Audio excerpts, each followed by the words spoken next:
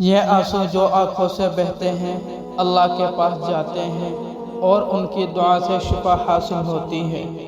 جب کبھی بھی اللہ کو یاد کرے وہ آپ کے ساتھ ہوتے ہیں اور آپ کی دعا قبول کرتے ہیں۔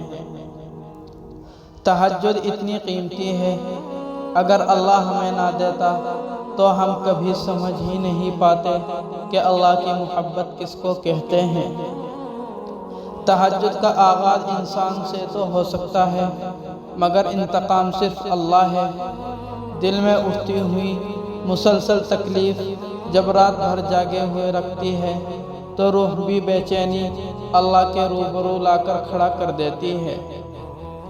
پھر کچھ درد سنایا جاتا ہے اور دعا کے لیے بے جان ہاتھوں کو اٹھایا جاتا ہے۔ جب سارا غبار باہر نکل آتا ہے تو سکون کی عجیب سی کیفیت طاری ہو جاتی ہے، جیسے سارے دکھ کسی نے اپنے اندر جذب کر کے روح کو آزاد کر دیا ہو۔ اللہ سے کی گئی وہ ایک ملاقات، وہ ایک گفتگو ساری الجھنیں سجھال دیتی ہے۔ پھر مجازی دکھ نہیں بلکہ حقیقی محبت سونے نہیں دیتی۔ پھر رات کی نیند اچھی نہیں لگتی، پھر بس اللہ سے ملنے کی طلب رہتی ہے۔ پھر دنیا کی خواہشیں ختم ہو جاتی ہیں اور عرش والے کی لت لگ جاتی ہے۔